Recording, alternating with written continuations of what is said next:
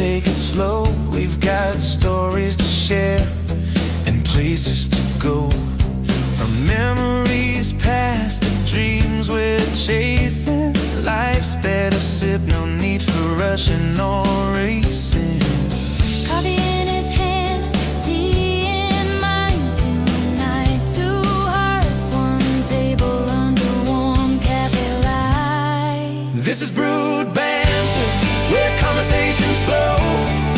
Laughing about the crazy things life loves to throw. Hanging with Erica and Rap side by side. Every little moment, we're taking it in stride. So grab your mug, settle in, stay a while. You're part of the vibe, part of the smile. From travel tales to days we've grown through. Faith, love, lessons, the real and the true. A little bit goofy, a little bit deep. Late night talks when the world's asleep. We don't need fancy, just honest and kind. Good friends, warm drinks, and peace of mind. This is Brewed Banter, where conversations flow. Laughing about the crazy things life loves to throw. Hanging with Erica and Ralph, sharing life our way through every season, every new day. So grab your mug, settle in, stay a while. You're part of the story, part of the smile.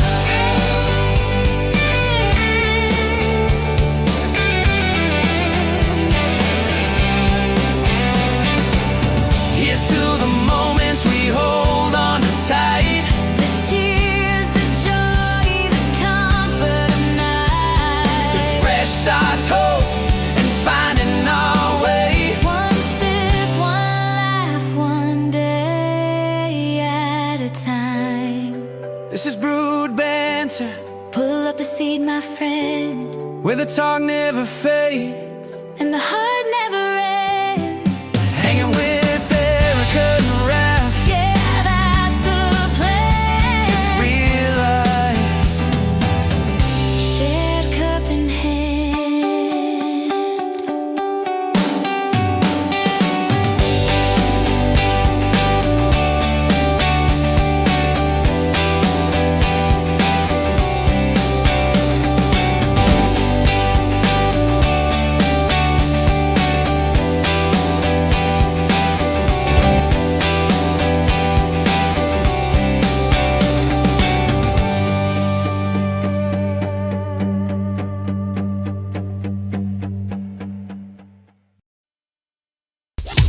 It's Friday night and the mood is right.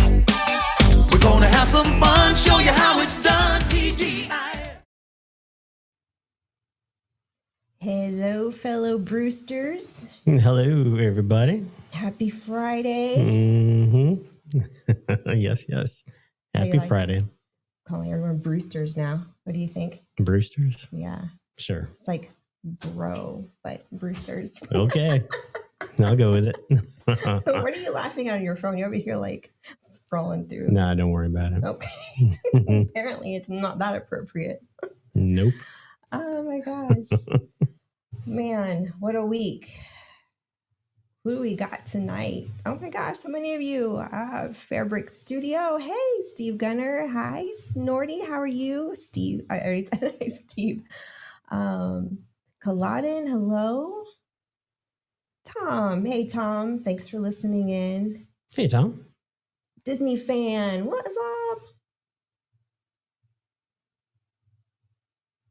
Sweet. Thanks for being here, guys. Yeah. All right. As usual, we're just going to sit back and shoot the brew. And I got chocolate covered strawberries tonight. Yeah, because it is both.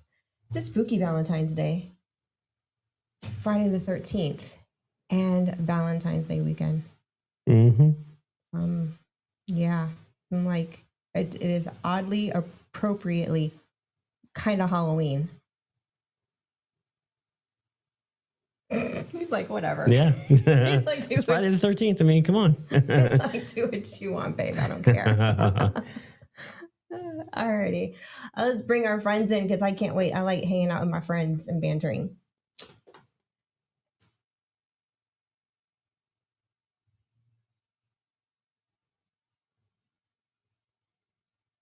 Hold on, guys. We're having a small technical glitch.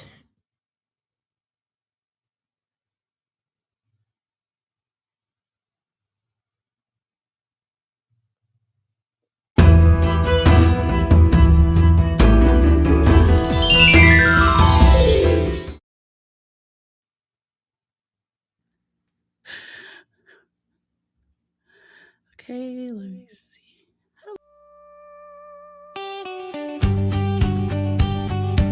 Wrong button. I am so sorry. Can you guys see me? I don't know if you can see me or hear me. I'm not sure what's going on. Yeah, I don't know what happened. I'm not sure.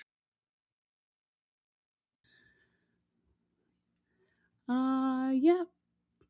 Well, I added myself to the scene and everybody disappeared. This Apparently, is crazy because I StreamYard does cannot. that too.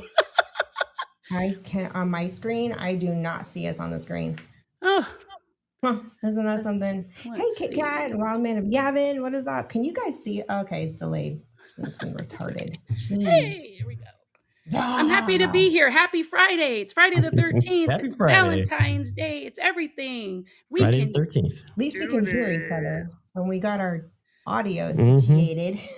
You guys sound phenomenal. Yeah. All right. We got a lot of friends, guys.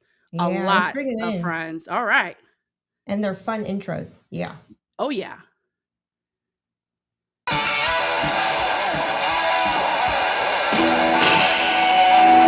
But you kids are gonna love it. Hey guys. Good to see everybody.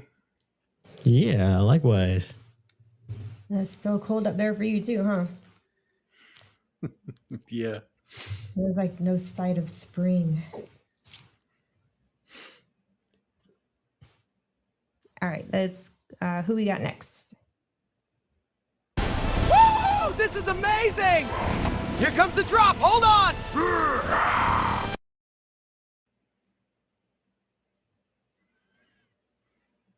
Well, how very interesting. Hey Vash.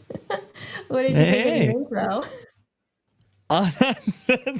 That's really something right there. Yeah. That reminds me of the time that I was able to pilot the money fucking all by myself. Very unusual for that to occur, but it just happened to be happenstance. Hello there, everybody out there. Thank you so much for having me, Erica, Raph. Glad to see everybody in there. MJ, Jeremy. Should be really good. Vash. Hey, Vash. Yeah, MJ Hello, and I hello. really put our heads together on that one. Yeah, we were screaming at AI for hours. Do it! Do it now! Yeah. I had one AI Those program prompts that are was very like, interesting. nope. Yeah. All right, let's see our other guest. This castle looks just like my kingdom.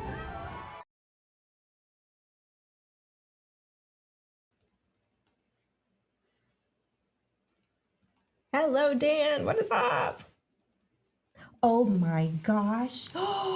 Who's the puppy next to you? Look at that face. Adorable. Oh my god. There's a puppy. I just want to. I thought it was a cat at first. Huh? I thought it was a cat at first. It's adorable. Little dude. Yeah. He goes, it's adorable. Oh my gosh, I love little chihuahuas. She's so cute. I don't know, maybe we should get a chihuahua next instead of a Yorkie. I don't know about that. He's stuck on the Yorkie Yeah, breed. no, That I'm pretty is- set, but His breed is Yorkie. we'll see. We'll see what happens when said dog picks us. don't Because you know how that's how it I don't goes. discriminate. I like Yorkies and those little long-haired chihuahuas, and the long-haired dachshunds are cute, little hot dog-looking things. Mhm. So you guys are dog yeah. people, not cat people. How many people on the panel are dog people rather than being a cat person? That's a dog person, Nice. Dan. And then we have anybody I'm a else a dog dog? person. Yeah, Raph. Okay. I have Yeah. only had cats, so Oh, okay. So Jeremy Oh, and you Vash don't know are with what the you're missing with a cats. dog. But I Never will had a say you dog. have to train them. Cats can train themselves. They just don't. Yeah, they You're gonna love me. Hold on one second here. Well, we got a compliment We because did. they love Vash's intro. Yeah, someone in the chat. oh, And we Well, love I compliments here. I have to thank Eric.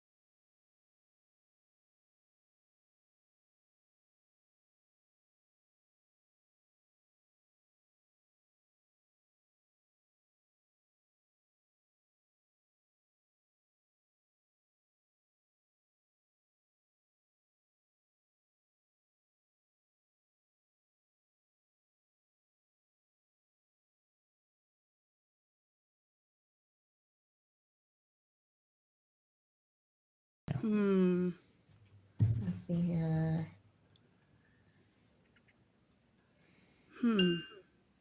There you go. All right, now we're back. Now we're back. Oh, okay. Well, we have a Hold on one You second. back? okay. Okay. All right. Yeah. He's Yeah. just here to help. So we are, I think, back there.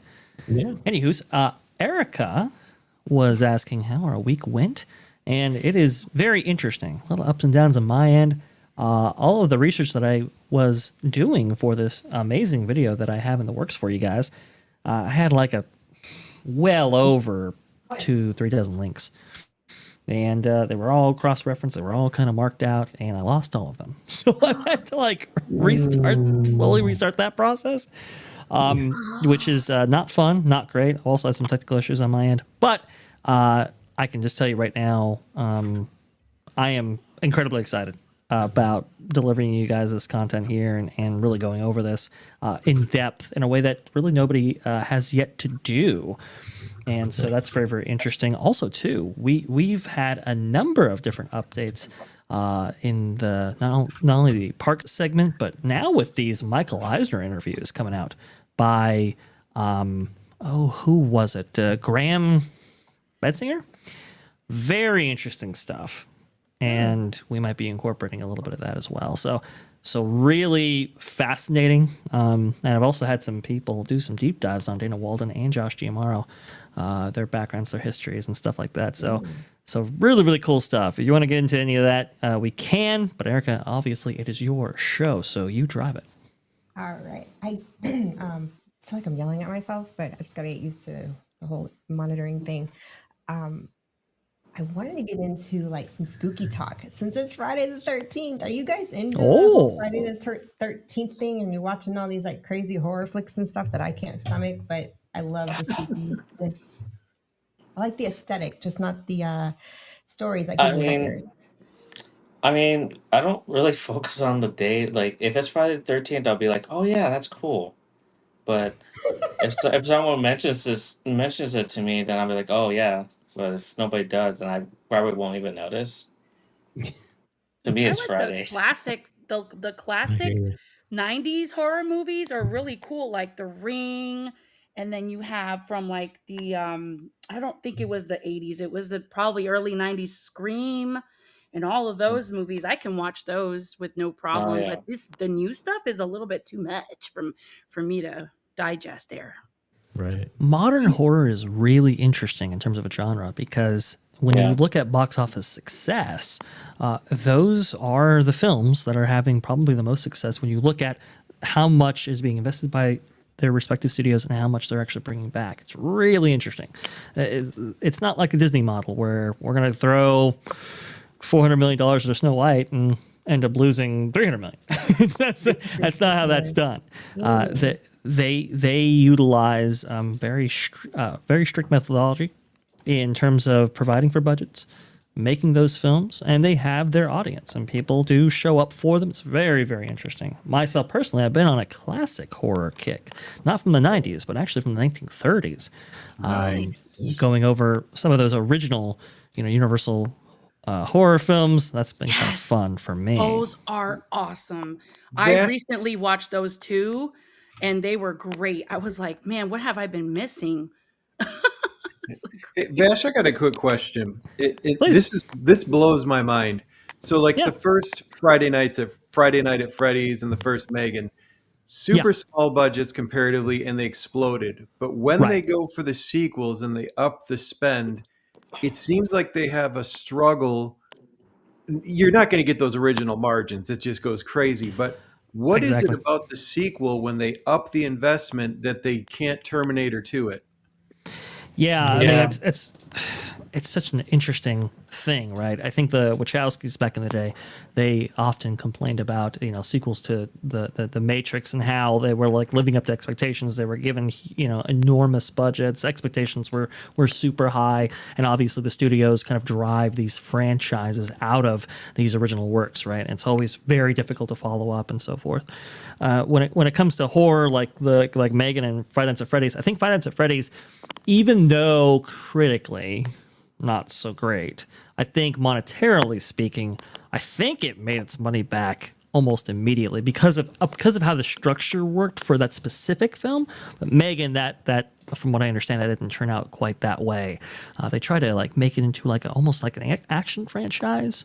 Yeah, So they tried. were They literally said they tried to Terminator to it, right. and it just you can't. T2 was an enigma. I think it was the most expensive Right. movie for a while, up until like Yeah. Titanic.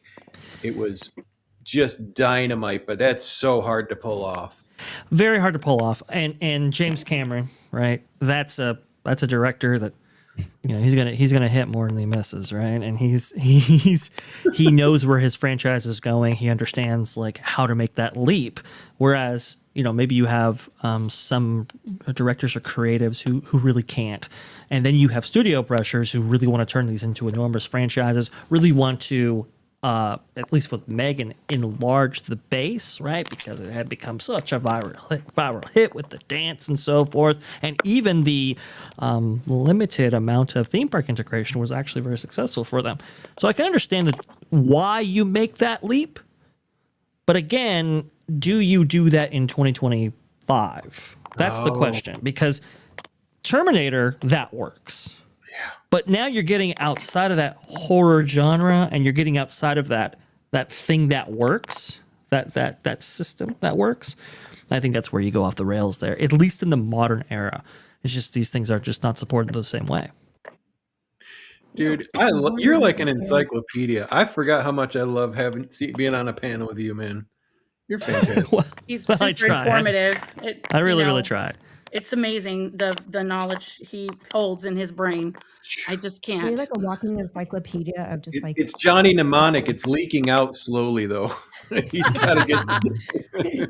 you're like your students. You're just sitting here like, ooh, he's gonna have something more interesting to say. Shh. Oh well, I do appreciate it. I don't want to take away from any of our amazing panelists here. They have an amazing wealth of knowledge within each of the respective fields. I just try to bring what I can. That's all I do. I try to allow everybody to shine. There you go. So Ezo's Blaze, he's actually had to drive, so he's listening, I guess, in the car. And he says, next month, my birthday is on Friday the 13th. So we have another Friday the 13th. We have Next another month. Friday the 13th next month. I'm like, wow. Got one this month and I guess another one next month. We'll take it. Yeah. Yeah. Again next month. Oh, that's Yeah. right, because you were 28 days in February. Yep. That's insane. Yep. 2 Friday the 13th. Because that's not like a common thing for the 13th to fall on a Friday regularly. So to nerd out, I pulled up the legend of why there is a Friday the 13th and why it's considered unlucky. If you guys have never heard it. Yeah, I actually never have. What's up? All right, so there are a lot of things like in the Bible, Revelation chapter 13, things like that. But the official of why people consider Friday the 13th unlucky is linked to the Knights Templar in France in 1307. That What? King Philip believed that the Knights Templar were, or Templar, that they were heretics. And you guys know they were taking tour guides into Solomon's castle. They had found the stables. So they found these things people didn't believe, King Solomon's temple.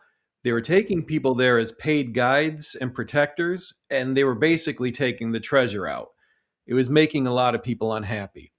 So on October 13th, 1307, the arrest of all the Knights Templar was ordered, and in A&E's version, a lot of them didn't make it to the jail. So the ones that got away fled to Masonic lodges in England and other parts, and that's why you have the combination of the Knights Templar and the Masons, like you saw in National Treasure, of why those two groups are connected, because when they were chased off, they joined forces with the Masonic lodges in England. So that's why it's supposed to be a nightmare and all these horrible things happened. Was Friday the 13th, October 13th, 1307. Wow, Jeez. that I was not previously aware of. I can throw the link in the chat if people want to read the false narrative. Well, I mean, it is a superstitious, like. Actually, thing. that medieval store that we have in the mall here is called Templars. You That's want to buy a interesting. sword or a suit of armor, that's where you go. That's right. I Nice. totally forgot about that. That's a really cool store. Yeah, If you want to Templars. go all out for a medieval fest, Yeah. you can go there, go Oh. shopping. But you know Medieval how times. girls, the female dresses, it's all like knights, like your knight shining armor. It's all men's stuff. You're connecting the dots. Thanks, Jeremy. Just pretend you're Joan of Arc. You can wear the men's stuff. It's a cool store. I just wish they Yeah, had it the is. cool dresses, so it could get some, cool costuming, because the medieval costuming out here you can buy at the medieval Yes. fest Mhm. are on another level. I cannot even. Like cinema type stuff. Yeah, stuff that I would Yeah. say definitely would qualify to be in a movie. Yeah, people walking around in cloaks and kinds of They're furry stuff. expensive though. Like Yeah. some of those dresses are like 200 euros, but they're handmade. Mhm. And then you get like the leather belts that go around with the cute little purses, and all the little things that go around the girls' belts. They even got like leather. I don't want to say a bustier, but it's like it goes around the waist of a girl, kind of comes up here, Yeah. and it has the little tie. Yeah. Because it's all real leather. It's not faux leather. It's not fake. And this stuff is Those are just for expensive. back pain. I wear them. Okay. And the people just show up all Vikinged Yeah, you would think you're on a movie set or something. It's awesome, Yeah, man. it's. Yeah. I would love to buy. Tom like, says they're called a full outfit bodice. with the He wears accessories, them but too. gosh, it'd be like almost $1,000 by the time I'm done with the accessories. Yeah.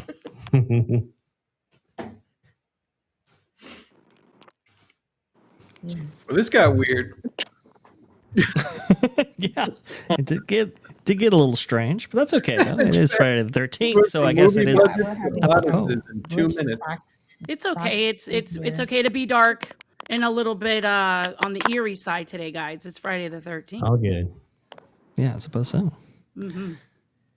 So, do your families have any like superstitions? I don't know. I know in a lot of Hispanic families, we have some. Not in mine. Not really. I don't think we have any superstitions that I can think of. I mean, we have a cure for List of everything, them. and that's Vicks. Other than that, that's not really that scary. But apparently cures everything. And 7-Up and Sprite. Not hemorrhoids. Oh, Lord. Yeah, that's the wrong cream. Man, could you imagine that? That'd burn your asshole like, whoa! It's not for everything. It's not. But man, my grandmother, she had some really weird ideas. Like, you had to wear socks and shoes when it was raining or storming outside. You couldn't wash your hair. Even on a full moon, it was like the same thing. She had all these weird, like superstitions. Yeah, it was from the you don't want to get cursed to you don't want to get struck by lightning to even if you're pregnant and there's like an eclipse of the moon, you don't go out, because it'll somehow deform your baby. That was a big thing for her. Yeah, it was. I never heard that one. Yeah, oh yeah, she got onto me hard because there was apparently an eclipse when I was pregnant with both of the boys, and she was like, "Hey, Erika, like don't go outside, stay inside." She was like, So yeah, that was we would just kind of like roll our eyes at her, like, okay. Does it remind you of a certain grandma? Are we okay to play this clip, or are we all going to disappear into the abyss? Do it. I know your tricks, Mariachi. Part of your music, Mariachi. You keep away from him. Yeah, that describes her. That describes her pretty accurately. Yeah, that was her. Should we check YouTube to make sure we're still there? It's very Notice short. the You title. should be. Notice my title. I'm we're Wookiee good. We're still Co-Pilot on. Bash. And just with that kind of tone and force too is exactly how she would. Well, we like celebrating birthdays around here. It was Izzo announced their birthday. Should we wait for the actual day of their birthday, or should we just go ahead and celebrate Izzo's birthday? A month early? Hey. But I thought there was plenty. Have a cup of tea. Here we go. Happy unbirthday, Izzo. Unbirthday. That'll work. It's like, I love the Alice in Wonderland clips. It's just so funny. It's like opposite day. She's in this like dreamland. It doesn't make any sense. I'm like, yeah, that sounds about right. That sounds like my life. Yeah, we love Alice in Wonderland too, Wild Man. That's why we have a whole bunch of Alice in Wonderland clips. Dude, it would be fun to do a spooky, technically Tim Burton did do a Alice in Wonderland. That would be a fun theme for Halloween. It is kind of, the Jefferson Starship song, or they were Jefferson Airplane at the time. I never thought of it as being a hallucinogenic issue until I heard that Jefferson Airplane, the White Rabbit song. Have you guys heard that? Do you know that song I'm talking about? No. It's Yeah, I'll all have to check it about out. Alice in Wonderland. It's like one pill makes you big. And it's just like, Oh my God. it's like, oh my gosh. Do I ask where and what makes you where it makes you It's just like, it is insane. And so Jefferson Airplane's White Rabbit is this crazy psychedelic way of making you look at Alice in Wonderland as, oh, there were mushrooms on the pizza. Okay. Yeah,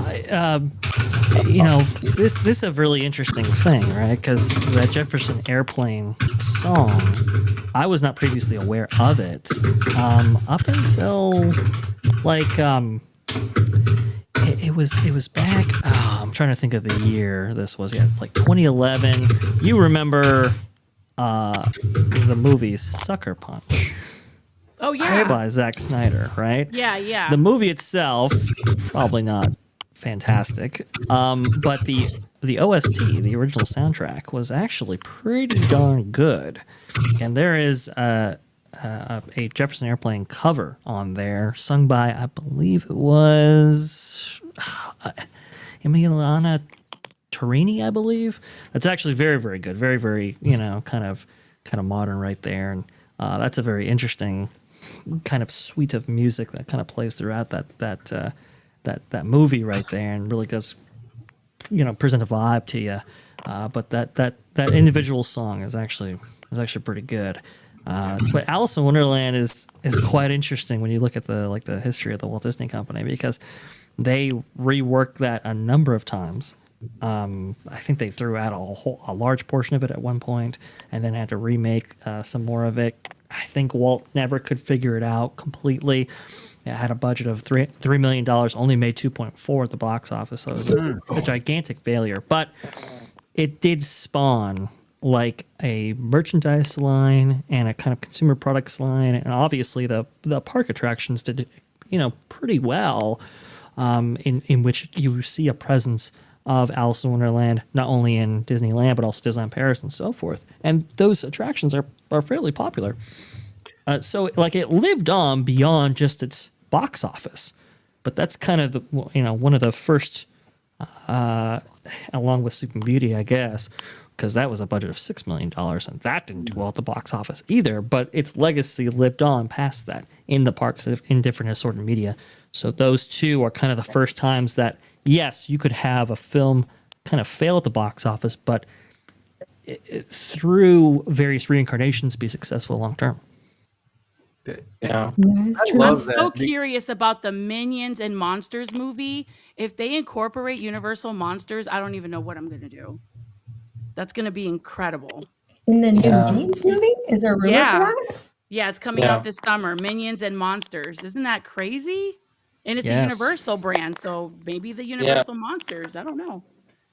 It took me a while to get into the last Minions movie. Like, we had it free on Peacock, and it started out so strong that movie did. Like, the production value for the Minions movie shocked me, honestly, at the beginning. But by the end, it just felt, I don't know, it felt very DTC. And then, or back in my day, DT DVD. But the more I watched that Minions movie, the more I could get into it. And it had that leg out rewatchability. So I'm hoping this one hits strong, because they do have something special with those characters. I cannot believe how much stuff those Minions have done for them. It's insane. They're funny though. They're like the modern day Looney Tunes. They really are. That's a great way to put it. I'm just curious about Shrek 4, because there's some mixed reviews about that one. They're going to destroy it. It's going to be awful. I don't know. I kind of have hope. I mean, they haven't really steered us wrong yet. Well, that last one, there was one with the daughter, the last one they released, and it was kind of meh. Like the after the Happily Ever After Shrek with Rumpelstiltskin. Yeah, you said yeah. Yeah, it just felt like Jen and I think saw that at the theater, and after Shrek 2, you're all hyped up. Right. It feels like it's just going to keep going, and then that one was just kind of, to me personally, was kind of meh, and I haven't really enjoyed the rewatch. But like, I thought Puss in Boots, of all things, with Jack and Jill was really good. I enjoyed that. That was cute. I did watch that one. I didn't, but I haven't seen I've only seen the first Shrek movie, so maybe if I watched, they're right. I feel like Shrek 3 with the whole, you get only one wish, and then he wants to go back where he has no wife and no kids, and then at the end he realizes that his wife and kids are everything. That's probably more for an adult. That's like an adult cartoon. Like my kids watch it, and they're like tilting their heads. They're like, okay, so why did he want his kids to begin with? Like, this is weird. And I just hope they don't trash Shrek 4. They trash everything. Toy Story 5, I don't even want to see it. I don't even. No, but Shrek is Universal. It's not Disney. I just feel like Well, they keep going like part 1, part 2, part 3, all these Well, movies. yeah, I there's no can. longer trilogies anymore, just sequels, or they're Yeah. franchises now, which means they can keep going infinitely, Yeah. um, you know, busting out more and more, just trying to figure out, well, what are the characters going to do now? What's the You next know, story or adventure we're going to go on? They just keep going and going instead of creating something new. I They could do something different, but I guess it's comfortable. It makes enough money for them to be complacent. That's my guess right there. Um, yeah. The only thing I'm curious about Toy Story 5 is why is Woody back? I thought he was gonna go with Bo Peep at the Yeah, he stayed with her Well, at the carnival. I yeah. I can answer some of That's- this. I can answer some of this stuff here. Go ahead. Real quick on Shrek 4. Please. You mean Shrek 5. Shrek 5 is the one coming out in 2027. Oh, Yeah. oops. Shrek 4 was- No, you're We're fine. so You're fine. intelligent. Let me You're tell okay, you, the you're okay, you're intelligence okay. is like sneaking through the stream. So We never said we were smart. We were a smart bunch. no. Look, Oh, no, but here's the thing. Knowledge, accuracy It's and knowledge, power. I think helps out at least in these conversations. When you examine the success of DreamWorks and Illumination, remember Illumination kind of starts within Universal, Comcast, and then DreamWorks is actually an acquisition. Illumination did very, very well with the Minions franchise. I think they understand what that franchise is, where it's going. Definitely a consumer products driver for sure. There's no question about that. But the guy that's really the head of your kind of John Lasseter type for Illumination, Chris Meledandri, he has kind of been elevated in this position, which he is overseeing and supervising all of what Comcast does with their various animation units, and that includes Shrek 5. He has been the guy that's been in charge of getting Illumination to where it's wound up in its success. But he's been brought in as a producer for Shrek 5. And so I think when you have that kind of steady hand coming out of Illumination, I think I have higher hopes for Shrek 5 than I would if DreamWorks was just by themselves.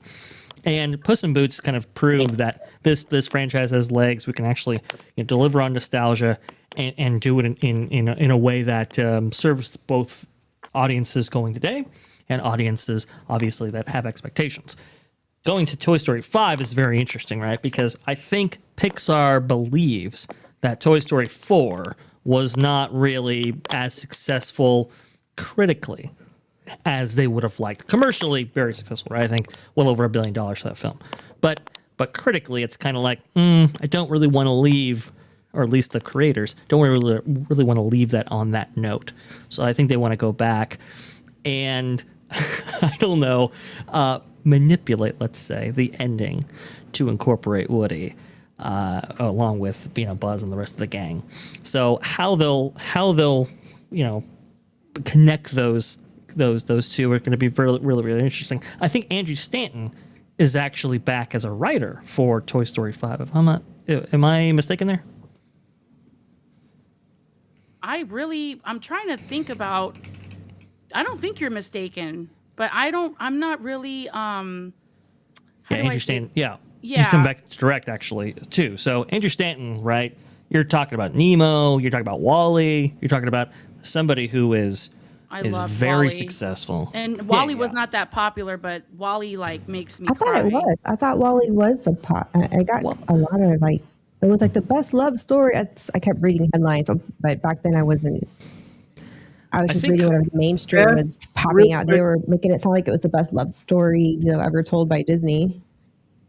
Vash, do you remember the teaser trailers for Wall-E where they talked about this meeting where Lasseter sat down with all these writers and they created the next 5 Pixar films at a restaurant? And Wall-E came out of that, and they brought up Finding Nemo and all those things. It was basically after the success of Toy Story. This was the actual commercial for Wall-E. After the success of Toy Story, we realized that it takes 3 to 5 years to make these movies. So Right. we needed all these ideas. And basically, is the most unique ad campaign I ever saw, and it was almost like them saying, "You like everything else, you'll like this too." Was Andy part of that group? Yeah, Andrew was certainly part of that Pixar Brain Trust, that kind of initial core group, which would have been Pete Ramp? Docter, John Lasseter, Andrew Stan. Oh, sorry. Go ahead. Was Joe Rampt the guy who did Joe Ramp for sure part of that. Unfortunately, he passes away not long after, around the time that Wall-E came out, if I'm not mistaken. I can't quite remember. But Finding Nemo, like the heights that it achieved was insane, especially for an animated film at that time. Just did gangbusters numbers.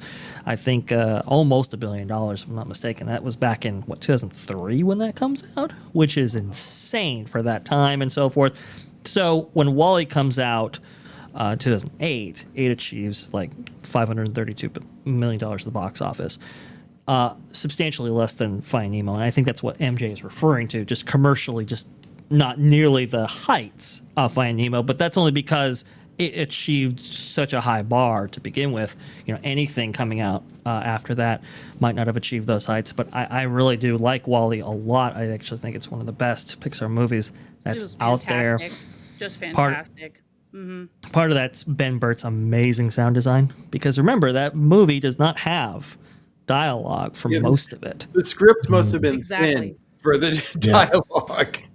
Yeah. It's just really, really thin, right? But Ben Burt really brings that to life. Ben Burt, if you don't know who he is, created all those amazing sound effects attached to the Indiana Jones films, Star Wars, all the stuff coming out of Lucasfilm.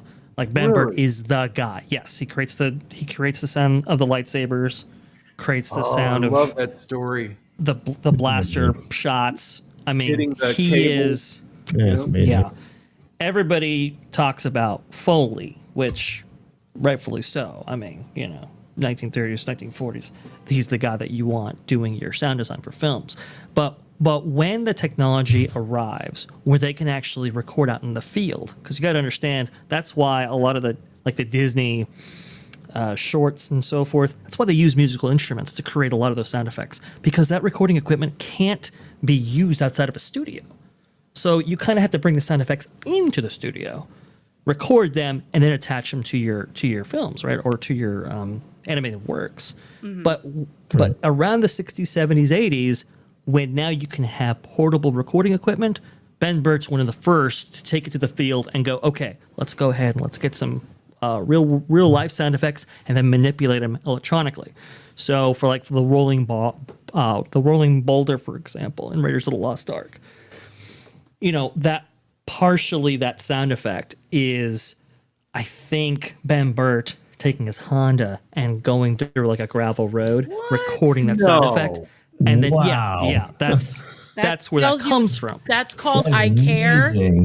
When you put care and actual effort, look at what happens. Holy cow. Absolutely. The blaster fire, right? The blaster fire connected to all the Star Wars films. When you got stormtroopers shooting off or Han Solo or whatever, right? That blaster fire is a radio tower cable. Yep. Where so for radio towers, they're very, very tall, and you have to have these cables that actually that hold them in place for wind, rain, etc. Right? And when you tap on that with a metal fork or rod or something like that, when you tap on that, that creates the blaster sound. And so he was able to record that and put that in, and that's what you hear in Star Wars. He was also the guy that created the lightsaber sound effects and so forth. So Andrew Stanton knew, that's the guy. I want him for this animated work that's going to be very sound effects driven. All of those sound effects, especially in this kind of futuristic dystopia that Wall-E actually occurs in, it's like the sound design is going to drive this film for 40 minutes or something like that. We're not going to have any human characters. We're not going to have any human dialogue. So I have to get the best guy. Ben Burt was that guy. Unfortunately, he's pushed out shortly after Lucasfilm is acquired by Disney. But he is the master there. So I think combined with Andrew Stanton's amazing direction and his amazing story, along with Bambert, that's what makes Wall-E the amazing animated film that you remember. Now, speaking of movies and films, is anyone going? Remember back in the good days when it was like, okay, it's Valentine's Day weekend or whatever, birthday, anniversary, and you're ready to go to the movies. Is there anyone going to the movies this weekend to see anything worthy of sitting in a cinema? We ain't doing shit but sleeping in. I don't know about that. I kind of want to see that Solomio movie with Oh yeah, with Kevin James. Yeah. Yeah, I kind of want to see that. That's, Chick flick with me. it's Kevin James. Come on. Oh well, yeah. Yeah, it's playing at the movies tomorrow. It is very weird how we have lost rom-coms or romantic films in general. That's usually the stuff that would come out. Yeah, it's so weird, so bizarre. Well, you have Worthington Heights coming, but that's like Bridgerton meets 50 Shades of Grey. Not everyone's going to want to go see that. No, that's just something like I would want to watch in private, with my own popcorn and chocolate, lots of chocolate. Yeah, and that could be why, right? I mean, the streaming era, the viability for those kind of films at the theaters has kind of gone away. So, that I think that's true, Erica, for sure. It's just kind of it's very unfortunate that and a lot of films today, even temples, don't have romantic subplots, which is very, very sad.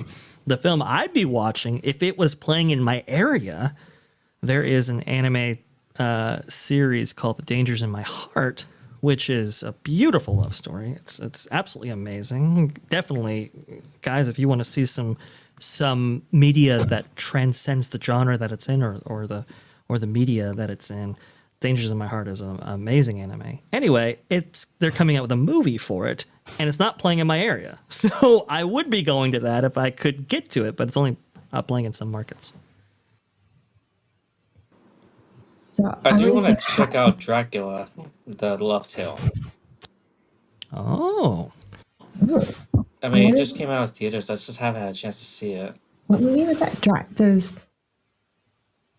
I didn't know there was a Dracula movie. Like out right now. Dracula the Love Tale. Very interesting. Yeah, it's directed by Luc Besson. In the movies, or is this the one that was on I saw the one on Netflix. No, it wasn't Dracula. It was the Frankenstein one on Netflix. That one was really good. Really gory, but it was good. And it didn't scare the shit out of me. I did like that one.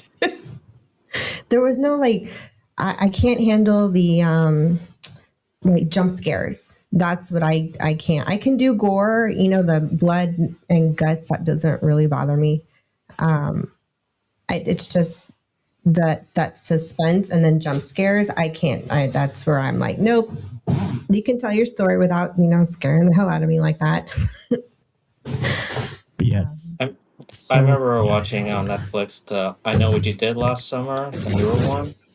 Oh, I saw the first one.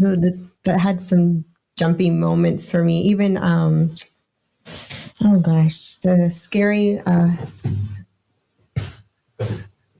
movie, right? The one with Nev Campbell with the white, the white mask with the guy wearing like the black robe and the white mask. That's Scream. Sorry. Well, I'm thinking that's scary movie because it was a parody. Okay. No, it was a parody. You're right. I saw the parody and I got it mixed up with the real one. Oh gosh. See how my brain works, people? Works perfectly backwards and convoluted as always. Sure, I use pitch meeting to actually figure out the plot of movies now. I think it's so well done. So if I want to get I actually love the insight of Ryan from Pitch Meeting whenever he does those things. Yeah, right. Yeah, it's I know it's supposed to be a joke, but it's usually pretty good. No, there's amazing. You are so stupid. Am I? Idiot!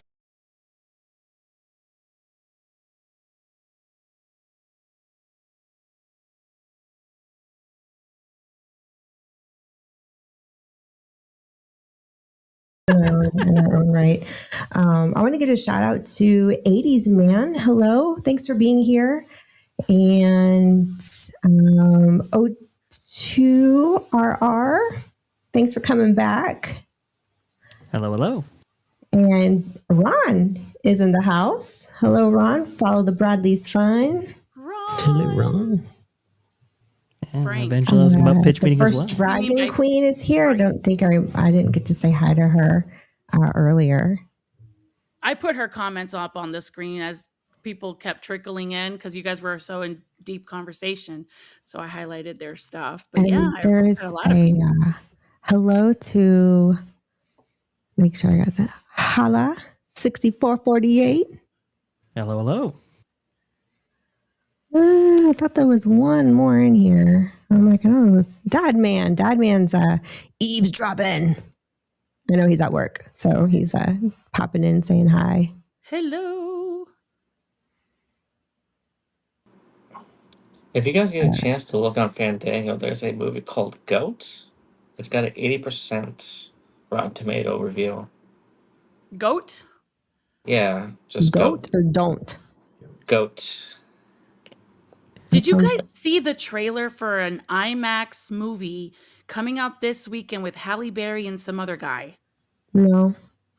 I can't think of the name of it, but it looked pretty interesting. I think they are like Grand Theft Auto. I don't know if they're kind of like they're not behaving very well. They're like bad, I guess, bad guys. But I Are you don't know. talking about that Black Ariel, Halle Bailey? No, Halle No. Berry. Oh, Hail the Halle Berry, the first Okay. Halle Berry ever. Friend Okay, from the gotcha. Flintstones, Halle Berry. Yes. Yeah, you Okay. mean Crime 101, right? With Chris Hemsworth and Oh yeah, wasn't he? Didn't he play? He was in Marvel. What did he play? he played Thor. Jeez, how can I forget? He played Thor, the Oh, mighty can Yeah, Thor. Raph knew Just that one. beat and me you with don't that really- hammer. Beat me with the Unless you hammer. did see the movie, I just didn't see Well- it. Watch it with you. I was looking at Crime 101 because I thought it was very interesting, like you thought, MJ, because it was like, oh, this is kind of a loaded cast here. Yeah. It's a crime thriller, looks pretty good, which Yeah. I guess this season has been, has lent success to some of these films. Mark Ruffalo's in it, which, Yeah. don't, yeah, We're not it's crazy about not Mark nowadays. fantastic, but he plays the Hulk obviously in the MCU films, so it's kind of like, oh, that's kind of interesting. They're pairing them up once again right here, at least for this film, and it looks solid. 87% in Rotten Tomatoes right now. Your Goat film, Dan, is very interesting because that's Sony doing, I think, the animation on that, which is very, very interesting. Sony obviously being responsible ultimately for K-pop Demon Hunters, only brought to life and brought to market via Netflix, but that originated as a Sony animated product. So very, very cool. So did you see it or you're interested in seeing it? I'm interested in seeing Crime 101. Okay. That's what it's called, Crime 101. Okay, perfect. Right. I don't quite know if I'm going to see it in theaters. They're but putting I'm it in looking at IMAX. Can you imagine? They're putting it in IMAX theaters for showing. Well, it looks good. Yeah. I mean, it looks solid. 87% on Rotten Tomatoes. No audience score just yet. What is the budget behind this? Because Yeah, I wonder what the budget is. Okay, budget So- 90 million. So that's kind of an expensive film right there.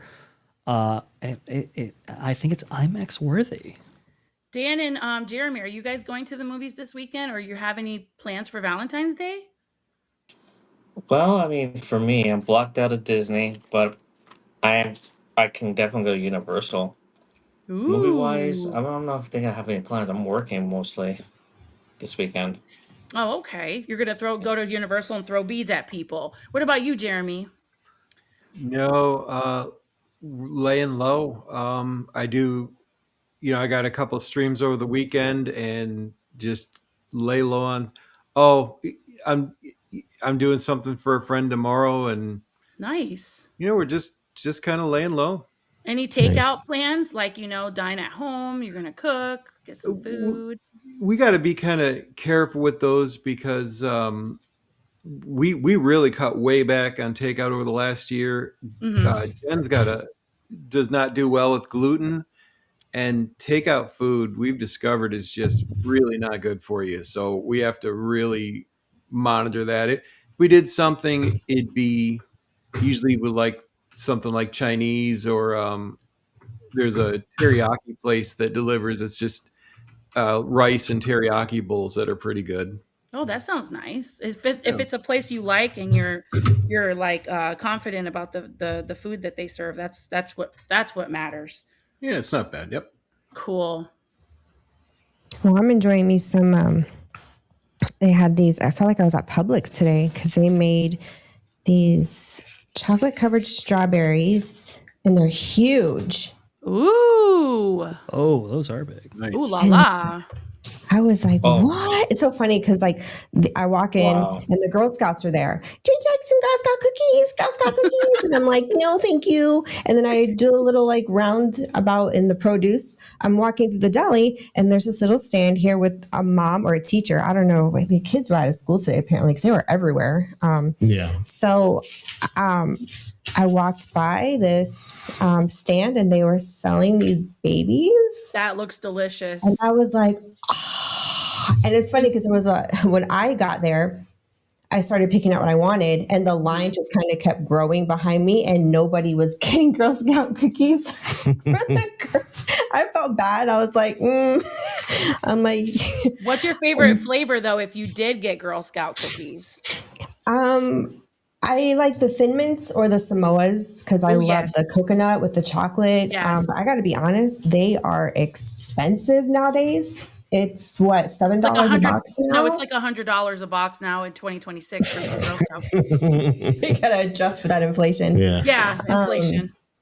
But that and I get like the Keebler Elves grasshoppers, which is the same thing for I shit you not, it's half the price. Wow. We're talking like what, $3 and some change, maybe even less than that sometimes if they're on sale. Nice. And because Keebler has come out with a whole line of knockoff Girl Scout cookies. Oh, yeah, they And- did. You're right. They like totally stole that. and they're cheaper. You go to Aldi's in the States. You can go to Aldi's. Aldi's has their own line of knockoff Girl Scout cookies, and so does Walmart, the Walmart brand. Yeah. Great There are value. cereals. Great Well, value. there were cereals that were Girl Scout cookie flavored as well. So this weekend is Mardi Gras, right, Dan? That's why I did the bead joke, because like they're literally doing the parades for Mardi Gras. I heard the Puerto Rico booth at Universal Mardi Gras is the top tier one. Like that one has the best ratings. So please tell me if I'm wrong. When I was there on that day, when I didn't really pay attention to like where it was. I mean, I was just walking around, just trying out some stuff and walking around. So if it's true, then it's true. Well, thanks to Crap Bunny. But anyway. No. That Puerto Rico booth has been popular before the Wascally Wabbit did his little performance. Okay. Yeah. Yeah, I haven't Yeah, I've I heard haven't good things about noticed that- it, that but Wascally Wabbit. Yeah, that Yeah, I Puerto haven't Rico noticed booth has this. really, really good ratings for like probably the last 2 years, but I've never tried it. So I wouldn't know. I thought you would have known. So now you're going to have to go try it, okay? And take a selfie and send it to all of us so we can where's it at? Is it talk. is it It's right Is it- next to the one that's closed for refurbishment, right in front there. What is the name of that restaurant that everyone likes? It's an Irish pub. It's closed for a long refurb. Okay, I see what you mean. Okay. It's right over there. Yes. I'll check it out. Yes. I'll DM you on X just to remind you to go do that. Yeah, here sure. in Germany, it's Carnival. Carnival time. What's called Is Fasching it? here. Or Tell us Fasching. about that. Here in Germany. Yeah. So Wow. Is it like, we never really participate because we're not people. We're not ones that dress up No. like that, and we're just not. We're not. It's not our scene. It's not our vibe. yeah, we kind of sort of missed out on it when Erica's parents were in town. We went to eat at a restaurant in Cologne, and the whole washing like just kind of happened while we were in the restaurant. So when we came out of it, there was just like garbage and crap everywhere. You know, so we totally missed it while we were inside the restaurant. It was all their fault. No, I'm kidding. Yeah. It's like, dang, where'd this come from? That was fun though. That was a good meal. Yeah. Well, I hate to do this, but Jeremy has a lot of work to do. He is on Strings and Pucks on YouTube. Please follow and like and share. Amazing, talented man with a beautiful voice. And he just plays so beautiful. So please do not miss out on that. Jeremy, would you like to tell people about your upcoming streams? Yeah, absolutely. And I'll throw the link in the chat here. So at 4:00, I start my Friday live stream. It's acoustic music and singing, acoustic coffee shop. Come by, hang out. I'll typically run from 4 to just shy of 6:00. It'll be fun. Do some requests, and then on Sunday at 10:30 a.m. I do a worship version. So it's all like worship songs for church, hymns, and things like that. So yeah, this at 4:00 I'll be starting and running for probably close to 2 hours. Beautiful. Well, folks, very cool.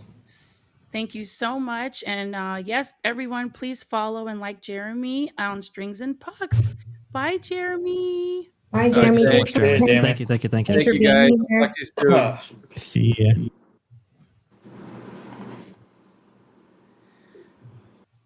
All right, it's just us Wookiees now. Wookiees. Nemo. Girl, we're We need Brewsters. a Nemo team. We're Brewsters. We're not Wookiees.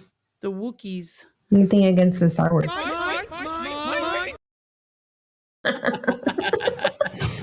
Is that you putting in those clips? Yeah, I did.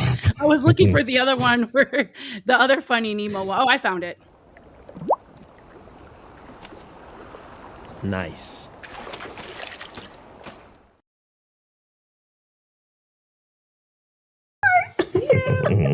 Jeremy loved it, so I thought it would be perfect for that one. Oh, man. Oh, it's a great Friday. Beautiful weather here in South Florida. I will say that. It is gorgeous. And It's still cold here and it won't go away. It's warming up. we're not going to do Sun came anything out today, traditional so. by ourselves. We Oh, it's kind like of a had whole a 5 minutes. with last weekend. Remember I told you about the steakhouse? So we had our date night last weekend. Oh, that's right. You went to they went to the Swan and Dolphin. Remember they took out Shula's and they got the How was that? Fabulous, delicious, very nice. It was just me and him. And I said, you know what? Let's take the opportunity. We don't have the kids. And we had a nice night. So this weekend, we're just going to do something fun with the kids. I'm still trying to figure out like maybe Dave and Buster's. I don't know. I love Dave and Buster's. I'm dying to take Raph there. The food. Never been, but oh gosh, You'll the love it. food. from what Eric is telling me, I'm pretty Yeah, sure. Man, I could just give me in the kitchen and just like. They have a humongous like- Dave and Buster's in Orlando. It is huge. I want to say it's the biggest one I've ever seen. I don't know if you guys been to the one in Orlando. No, Guys, this is Dan, the one back- in on like the Drive? Tampa area where we Yeah. went. Oh, in Tampa? I Okay, went. yeah. What about you, get there. Dan? Did you go to the Dave and Buster's in Orlando? The one one I on- drive, yeah, I go there. Yeah. I used to go all the time. Was Getting the food good at jackpots that and stuff one? like that. Was it good? The food good at that one when you were Yeah, there? food's pretty good. I mean, Mhm. the burger's good. Flat pizza was pretty good. They used to change the menus most of the time. It's just depending on, like, if it's on the take it redeem menu. Mhm. Yeah, Well, you would think It's- the restaurant at that one in Orlando would be great because you know who's in the kitchen cooking, and the one here in South Florida is phenomenal. I know that Oh, there's got to be Latinos cooking in that kitchen because that food is really good. Well, you they go. just really know how to train the cooks because even the one out in Tampa was really good. We had like the fried pickles and gosh, I've just been so long. I remember Ron said he went to, where did you go? Andretti's a lot. Andretti's. Andretti's. It's What's that? it's a go-kart Oh, indoor Something to do with go-kart that. right by Andretti's. Topgolf. Ooh, what? That's got to be Wonder good how then. the food can't be good there. Is the food good over there? It can't be. If they're driving go karts, no go karting place has good food. Dave and Buster's Ooh, is good because it's like an indoor arcade. I don't know. Yeah. I mean, Dragon Queen says they're it's going. basically. I don't think it's like gas. I think it's just electric. So, Oh, Elon Musk did that. Okay. uh, Well, there's Dragon. rumors that he's got his. Vash, have you heard the rumor about Elon Musk and the tunnels over at Universal? Is that like Oh yes. conspiracy theories, or is that going to No, happen? that's been in the works for a while. I remember covering that story a few months ago. Oh, okay. It I'm might late. have been like 6 months ago, but I actually still have the B-roll for it for that story. Oh, But wow. the idea being that look, Universal right now between Epic Universe and Universal Core, right? The the assemblage of Islands of Adventure, Universal Studios Florida, and those resorts around there, they're not linked the best. Now there is bus service between the two, and they have a dedicated bus lane in order to facilitate transportation between Universal Core and Epic Universe. Did you want to share But that B-roll with us? Because I can add it to sure. I don't want to put you on the spot like that. Because No, I know. I can do that Yeah, just I'll add it to just the fine scene. Sounds here. good. Give me just 1 second if Yeah, I of can course. find it in my video files. But yeah, the idea being that hey, look, even though we have bus service, even though it's 15 minutes, even though it's pretty good. I think it's Boring Company. Is that right? Yeah, here we go. Right there. You can go ahead and share that. Wouldn't it be cool if we could use a modern form of transportation that facilitates transportation between the two areas that better connects this, sort of like Disney's monorail service. And that's when they explored these kind of alternative forms of transportation. One of those being Elon Musk's Boring Company, and what he's been doing out. I think the only implementation that we've seen really at scale is Vegas. But it's like, okay, well, can we utilize a system like what you're seeing on screen right here? Look at that.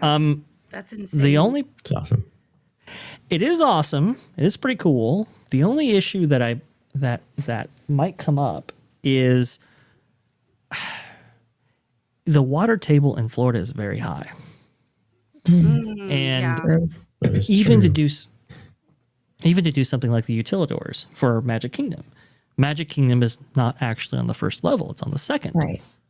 Because the water table is so high that you constantly have to be pumping out water during construction and doing all of that just to make something like the utilidors work. How can you make something work like this in Florida with those conditions being what they are? Ideally, you'd want to go underground with these boring tunnels in order to, facilitate that transportation, that umbilicus that we were talking about before. I don't know the feasibility of it, but they are exploring that option, and apparently, those rumors, which they were really just rumors back in the day, have never Yeah. really come to fruition now.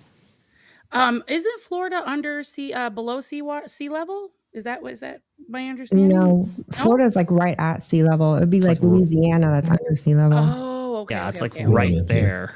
And remember, you're talking about swampland that's been Yeah. reclaimed, right? I remember, what was it? I think it was Joe Fowler who said back in the day, like, yeah, we should never have built Epcot in the center of Walt Disney World Resort property because they're going off of what Walt wanted, right? Walt wanted Epcot, the city, the experimental prototype community of tomorrow, to be at the center of the property. And they're going off of the original napkin sketch, which got a little bit of play on X recently. And then that materializes into the big grand plan that you see. One of Walt's last appearances ever in front of a camera was explaining the whole project, and it had Epcot right in the middle. So it was like, okay, well, if we're going to do Epcot the park, we're going to put it at the middle, just like Walt intended, at least on that front. And they would put in like monorail pylons, Wow. and then the next day they would be gone. Look at that. because not Jeez. every single portion of that land is really buildable. And to get it to be buildable takes an enormous amount of money.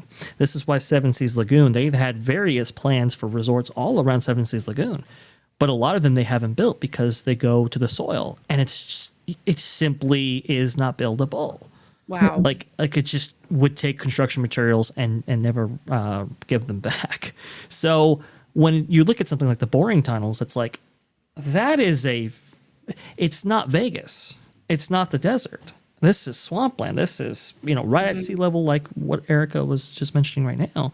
We're the And Everglades, technically, right? I mean, the Everglades is all over the state, right? Yes, yeah. Especially Central Florida, actually Walt Disney World property, the Everglades passes through that property, which is why you want, back in the day, Disney maybe could be trusted. Nowadays, maybe not so much. But that was one of the things about the RCID and SIFTOD and the South Florida Water Management District taking over, because if you were to improperly navigate those waterways, like with future construction, you could actually destroy a lot of the ecology, natural ecology to the Central Florida area. So these are other considerations, just like MJ brings out, that you have to make when you're doing something like this. It's similar to what the Disney Cruise Line did when they decided to go ahead and but put together Lookout Key at Lighthouse Point.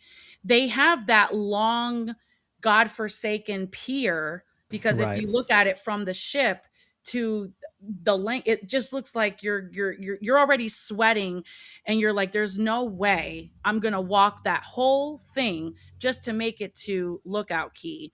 But they did that on purpose so they wouldn't disrupt Mother Nature underwater and the coral reefs and all kinds of stuff. They didn't want to Right. disrupt all that. So this kind of makes me wonder why they don't want to dig over here. I mean, I don't know. Maybe I'm just being silly. Yeah, and I know Florida's got really strict laws about the natural habitats and ecosystems, especially in the Everglades. That's protected by law. Everything down there. Absolutely. You have water going from the north part of the state to the southern part of the state and back and forth. It's a really delicate ecology that you have to always be mindful of. And there are just complications with this area of the United States that a lot of people don't think about, and that's partially why Walt was able to buy it so cheap back in the day. Oh, because I'm so it was sorry. so I think unusable. He kept it secret too, because he knew that once word started getting out, the price was just going to go up, and it was very hush hush. And he bought it in little parcels at a time, and little by little so it wouldn't flag any. Instead of buying the entire lot at one time, he didn't want to flag, all these people. Wait a second, what's going on over here with Walt Disney? Which, by the way, that kind of practice, that might be taking place in Anaheim on some level. But we have a guest actually waiting in the back that might know something about this.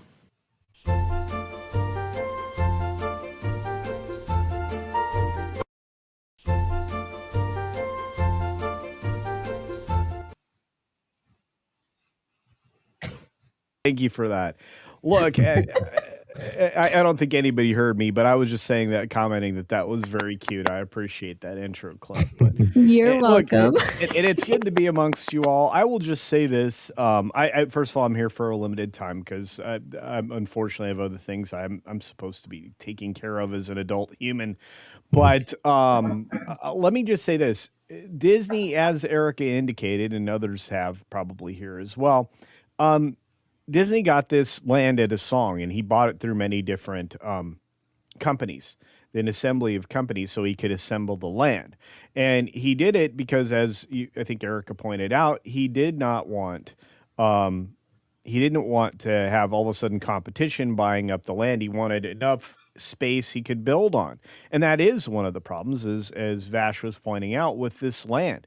And the fact that you have to drive into limestone and you have to create pilings in order to build up the land so that it's quote unquote buildable.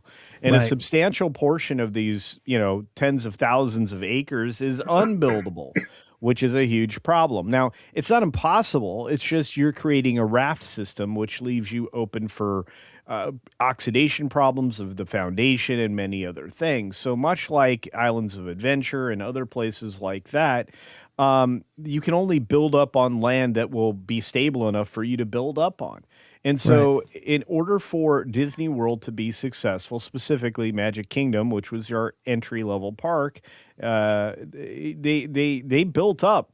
You are on the second story of Magic Kingdom when you're walking around the park, because not just because of the utilidors and all the other interesting utilities that were installed there, but because they needed to make sure that things kind of stayed on somewhat stable ground. And they've done the same thing with the hotel structure around the lagoon and everything else. So that way they can crash ferry boats into it without having to worry too much.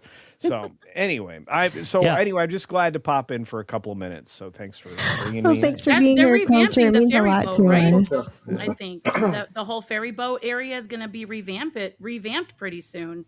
I think they filed a permit for that whole area because of the disaster with the whole crashing of the ferry boat. Or maybe I'm wrong. I thought they were refurbishing that area over there. One of their main security locations, you would think they would pay very close attention to the way they do entry in the parks, and they have what's really strange. I think, and correct me if I'm wrong, Vash, but they have 3 or 4 security stations in various locations to enter the park, not including the 3 hotel resorts. So, it's like 7 places to come in the park. Well, and that's like unbelievably complicated now with like the modern security bubble that they want and so forth. But I mean, the transportation, the waterways around Seven Seas Lagoon, it's look, there's a reason why Disney's never done this again. And it's just a very complex system right there. And even though it's beautiful, even for people who are local, obviously it can get a little bit tiresome to have to go through that rigmarole. But Culture. I mean, I think part of the reason why they're redoing the docks, at least on the Magic Kingdom side, is that operationally it has become kind of a nightmare to allow for, and you're seeing B-roll there of the recent accident that MJ was referring to. It has become kind of a nightmare for everybody to leave all at once. And I think they want to go ahead and redo that a little bit. Is that what I'm getting there, Culture, or am I off on that? No, I think you're right, 100%. Yeah, I think so too. What happened, First Eric? Dragon Queen. Oh, yeah. That's a funny comment. It's funny. It is funny. You just need scuba gear to get into Magic Kingdom. Oh no, you need scuba gear to go to the paddlefish. Yeah, but we could use the scuba gear to do the ferry boat. That was so wrong, but at the same time, you're kind of like, you're kind of like in this really messed up way, being like, you did it and you got away with it. Okay. Right. It was like the Mission Impossible of Walt Disney World. Like, it's insane. I don't think they ever caught the person that got in there and took all that money. No, I don't think they ever did. No, that's insane. That's crazy, especially being at Disney Springs, where there's a lot of people there and a lot of cameras. True. Yeah. I remember the guy though, or girl who did that, they're hiding really well. That's got to be an inside job. That's all I'm saying. Those restaurants at Disney Springs make unbelievable amounts of money. I think even the Boathouse recently just popped up on like a top 10 list of most successful restaurants in the United States, which is insane. Wow. That's insane. No one believes me when I tell them the food at Disney is good. They're like, no, it's not. And I'm like, not in the parks. Okay. Not in the parks. You have to distinguish where on Disney property, like the resorts and Disney Springs is where the us foodies like to hang out. The parks, Right. You can go to Publix and get a better cupcake there than you can at the Magic Kingdom. Yeah, true. But you're still gonna try that slice of cake and bake cake, Erica. It's on our bucket list. Well, you guys are look, cake bake. I really enjoy eating at Morimoto's. in Disney Springs. We loved it there. We went I've never, once. I've And I've never never- forgotten that meal. Yeah, I thought Yeah. that the boathouse was halfway decent as well. Look, I've had the great pleasure of eating at many of the restaurants in Disney Springs, and the down home cooking restaurant that for whatever reason can't remember the name of the restaurant there by Home a famous cooking. chef. Home Homecoming. cooking, yeah. Homecoming. Yeah, that's right. Homecoming. That's absolutely delicious. I loved it. I loved every time I've ever eaten there. Plus, they have moonshine there to go along with. Oh, I didn't know that. Your things. Yeah, Moonshine? yeah, yeah. Legal I did No, not know they had moonshine there. I oh mean, yeah, it makes yeah, sense. yeah. They have Wow. shine in there. But that's one of the best places to have like a Sunday brunch with families. So it's just crazy enjoyable to be around there. I've eaten at Edison's. I've eaten in many of the restaurants throughout that area, We haven't gotten that and far. and I've even eaten at Victoria and Albert's. But the place, Oh, but the place Ooh. that Do the place tell. that I will tell you that I was disappointed What? in my most recent visit. Hang on. It was wonderful before. It was the restaurant that is on top of the Contemporary Resort. Right. I was anticipating much better food because I've had two great experiences there before. But Isn't the that the minute garden room or wait, hold on. the minute that they went to a prefix menu, California that Grill. yeah, California Grill. Oh, That's when it, California Grill. Yes. yeah, mhm. that was the moment that they really kind of destroyed that. They destroyed the brunch. Notice I'm a brunch eater, but they've destroyed the brunch there. They've destroyed the meal times there. That's the Coral Reef. Was that the Coral Reef? No. Well, that's Finding Nemo submarine voyage there. Oh, I okay. think, when we were doing awesome. this scuba story, I was trying there to he find is. Oh. appropriate B-roll. Go ahead, That's please. him. Coach. That's him. That's no, him. no. It's just Coral Reef is kind of fun if you're looking for an in the parks restaurant. But look, you can't miss the best ambiance, of course, is at Disneyland's Pirates restaurant, right? Yeah. I'd But like to go Little there. Eye. I've never been there. the food is aggressively average there. So Terrible. aggressively so. Everything else, like I said, I mean, I'm happy to sing the praises of all the Disney Springs restaurants because they all really try. And if you go to any Planet Hollywood around the world, I still think the one at Disney is the best of them all. So That's a good one. I've only been there regardless, once. So it was with I he's hate- good. I hate to jump in here and make a mess and run, but like I said, I had a limited time. I just wanted to say hi. So thanks for Oh, well, having just me on. tell the Yeah. fine folks where they can find you, Culture. Oh, Please. sure. Yeah. What you got coming up? It's right up there. Culture Casino. I've got a YouTube channel and, we're starting to grow. So thank you for that. And, do check it out. I do at least one video a day, usually one live stream a day. This weekend, unfortunately, that may not be true. Because I've got so many other things going on, but I'm just grateful to be here. I really had a lot of fun. And Erica and Raph, you keep doing this show, even if I'm an hour late or 2 hours later, 3 hours later. whatever that was. Everybody like and follow you, and Culture. subscribe to Culture Casino. Bye, Culture. We love Bye, you, MJ. Culture. Bye. Love ya. Bye. Bye. How do I get Oh, out of here? goodness. Dang, let's talk Culture's- about restaurant food. I'm homesick right now. I really want to go to Disney right now and just eat. That Morimachi was awesome. Man. It was I so haven't good. tried It was both. really good. We want I to do tried Victoria and homecoming for Albert's for our breakfast. 25th anniversary celebration, which is just like, 2 years away? I don't even know what the waiting list is like. Like, how far in advance do you have to make a reservation for that place? I would do it a year ahead. 100% a year ahead. Okay. That's good to know. Good to know, because I know that's a big thing on our bucket list is Victoria and Albert's. Yeah. Can we Oh, do wow. a reservation a year ahead? I thought it was 90 days or something. Well, I think if you have a room booked and tickets and the whole shebang, the package or deal, they let you specifically for Victoria and Albert's. You can book a year in advance, and they actually Oh, okay. highly recommend that because that is their one. I think it's like the most, not only the most expensive, it's the most luxurious, if you will. Yeah, in the entire state of Florida, it's a 5-diamond Yeah. restaurant. Wow. It Yeah, has a Michelin star, which is one of the only ones in the United States that does. Yeah. Mhm. I don't even feel comfortable booking something like that online. I would actually want to call and talk No, to I would someone on the call. No, we phone. have to call Yeah. them because we have special dietary needs, and I know they take that into account. And they tell the chefs, and the chefs will literally create, for your what do you call it? I guess for your dining experience, so they'll tailor a specific menu if you've got dietary needs, and we do have that. So Very Yeah, they'll cool. take care of you guys for your 25th anniversary. I think that should be a bucket list goal for I know. if it's really something you want, put it on your bucket list, make it an anniversary or a proproposal or yeah, like it's the a only big it's the only birthday. reason to go there. It is expensive. Was it Yeah. Tim Tracker and Jen? No. PC Dev. PC Dev and Bianca went there a while ago, and their bill. I mean, they were pretty upfront. They're like, yeah, it was a good about $600 Mm. just for the two of them. That is how expensive it is. Yeah. But it's one of those you only go maybe once in a lifetime. One You and know, done. like in a good one way. and done in a good way. Yeah. 100% one and done. Yeah.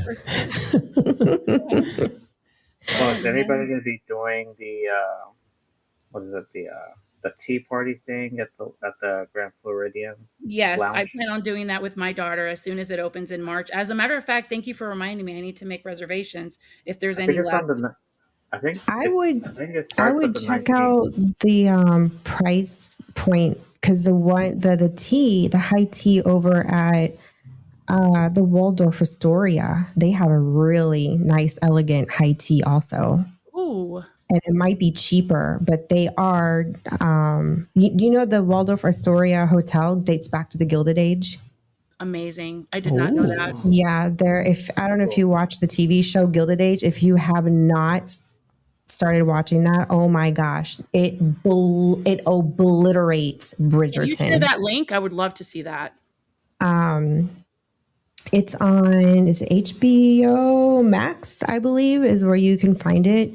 And they haven't come out with the next season yet. I think they're only going to be on season 4 would be the next season. But it's literally lightly loosed on the oh gosh, I get their names mixed up because they literally gave the families names similar to the original ones.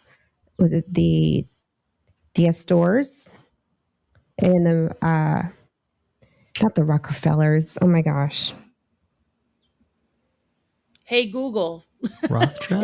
Google when we need. Hey Google, look this up for me. We had an Alexa in the house, and Jose was like, "There's no way that thing is demonic. Unplug it and throw it away." I'm like, "Why is it demonic? It's listening to us. It knows what we want. The No, advertisements say everything's so." listening to you, even like your phones. You know, That's what I told it him. tracks. You're being tracked no matter what. I'm just What like can you tell whatever. him? He's Jose Jalapeno Yeah. on a stick. He believes what he believes. Oh They goodness. made a movie about that Alexa thing. That is But yeah, creepy. Gilded Age. It's a great, and I like that they're trying. It's historically accurate in terms of the capturing the era and how things were culturally back then in that age in New York City. Cool. The story itself is obviously it's fiction, but lightly loose based on the Astors and I forget the other family. But it's like the old money versus new money of New York here in the U.S. And it's just really good. Where Bridgerton, yeah, you kind of get the cool Edwardian era, and the costuming is great. The acting itself isn't bad. And the stories aren't terrible. The only thing is that there is. They definitely did the whole DEI thing compared to the books. I'm not a book reader, so I never read the books. So, but I've heard from the book readers, they're not at all. They don't like the show at all. And it's tolerable for now until later in the season. I know they're really going to turn the page on the, diversity and inclusion thing. And I think the show's probably going to tank significantly. My daughter, She's 21. She was heavy into that show. That show is so massively popular. There's so much merch wrapped around that show, and Bath and Body Works did a whole collection on Brit. I don't even Yeah, know. I I'm like, smelled it. It wasn't that great. what is this? It was I not don't that want great of a scent. Bridgerton hand sanitizer. Ay, ay, ay. But on the other hand, Bath and Body Works is coming out with the Princess candle line again. Yeah, I they've think had it's a going to be princess line for a little amazing. bit, and we don't get them out here. Here at the Bath and Body Works that we have on base, they only carry their top sellers, the favorite scents. We really don't get the specialized. We're lucky to even get the Halloween stuff, and they finally managed to bring out some of the fall and Halloween stuff during the season. But for a while there, we weren't getting any of those, things until well after Christmas and almost or well after Halloween and into Christmas, and it was just kind of annoying. But Yeah. I wonder how these candles are going to smell. I would love to Well, smell them. I don't think they have any sample packs because I would order a sample pack, have it sent to myself. They do ship to APOs to us overseas. Oh, that's good. That's perfect. I have a friend who posted a story, and there are already people lined up outside of Bath and Bodies for those items. What? This seems, That's yeah, ridiculous, really? Like a yeah, Black yeah, Friday line? Holy Yeah, no, cow. I'm not. yeah. We don't get Like that. We she don't get that posted, crazy and out I was here. like, but she was able to get some stuff, and I was like, of course, this is Hey what guys, note to dropping. self, get the Bath and Body Works candles Disney Princess for your wives this weekend if it's out. I think it came out already, right? Like if you're a member, you can I get have to it pick like my own ahead. scent. I have to smell it for myself and pick out my own scent. I'm picky because some scents just don't mix well with my body chemistry. Others give me headaches. So if I'm rolling through Bath and Body Works, yeah, but you know what I already buy anyways, so it's not that hard for Raph to know what. Easy. Just like I know what he likes and what he wears. Yeah, it's not hard. Well, everybody will be bathing and shaving this weekend. I tell you what, drink that water in February and that baby will come in October. Oh man, that's the funniest thing ever because you're not lying. All those October babies. Well, November, October. It depends. Oh man, But that's yeah. Don't ask me how I know.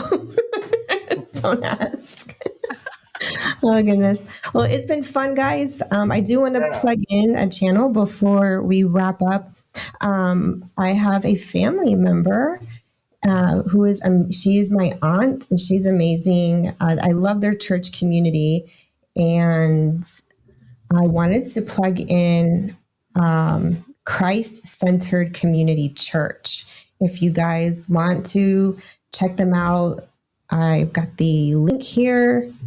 Sending it in the stream. They're just good people, Southern folk. You know, they're Southern Baptists, and they've got a really good thing going over there. I love my aunt. She's just so full of wisdom, and I can talk to her about anything. And they're just a really, really good community. So I can't say enough good things. They're just good, loving people, down to earth, no frills. They're one of those you literally show up in any rags that you want at church. They don't care. They're just glad that you're there. You know, really cool people. But it was fun. And you guys got anything going on your channels or neck of the woods? Yeah, Dan. I'm gonna do Dan, and then I'll do the outro for Vash. Dan, tell us where you're at, how we can find you, and what you got going on. Well, you can find me at Dance Life of the Chemo on YouTube. I'm also on X. Sometimes I post some stuff that I've seen. I speak my mind most of the time. And planning on streaming soon. I just trying to find the right time to stream. Because there's some stuff going on at Magic Kingdom, Epcot, and you know, I'm just trying to figure out which is the kind of the priority I want to talk about.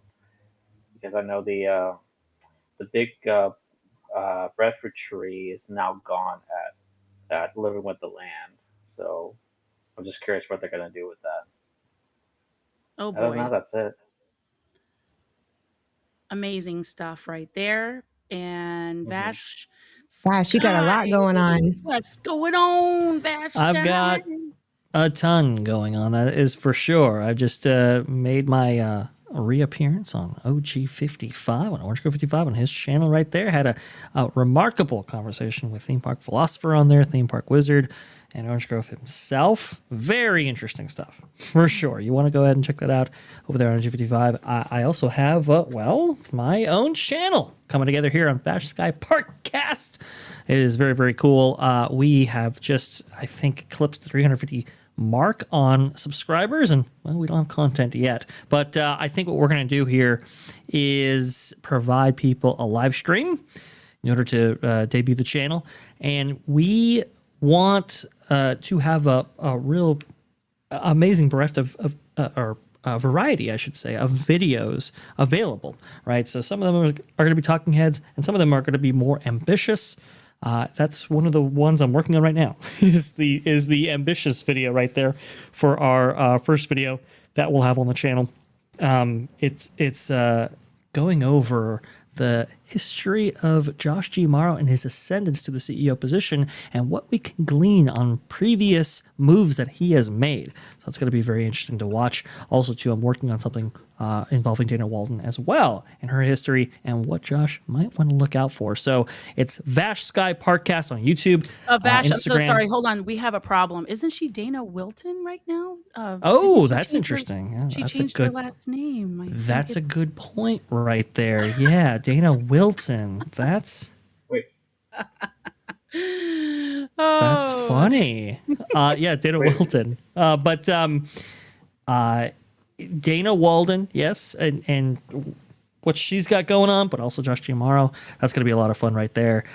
Live streams are coming. That is going to be very, very cool. I cannot wait to have maybe some of the panelists that you're seeing right now on that initial live stream right there, along with some of our friends that maybe you're familiar with, maybe you're not. Should be pretty cool. So we'll have a lot of stuff going on there. That's Vash Sky Parkcast on YouTube right there. And it looks like TJ's got the link. Thank you so much. Very much appreciate that. And yeah, I think that's just about it for me. Yeah. Okay. So now the avatar is not working. That's so weird. It was working before. Now it's not. Well, since I became a Wookiee, I think if I kick the speaker on the other thing, it might bring you back. No, we don't want to do that. No. Okay. If I press too many buttons, everything goes wrong. So we're not doing that. Thank you so much for being part of Brewed Banter today, Vash. Everyone follow, like, and subscribe if you haven't already, Vash Sky Parkcast. Yes, please do subscribe to Vash and also to Christ Community Church. They would really love to hit at least their first 100 would be awesome. And I will definitely be plugging in. I'm excited for that. So, and that's my mom, everyone's nanny. Oh, hello there. All right, 83 subscriptions. That's really good. We will see you guys next week. Same time, same banter. We'll see you Brewsters later. Bye. Bye. We'll see you later.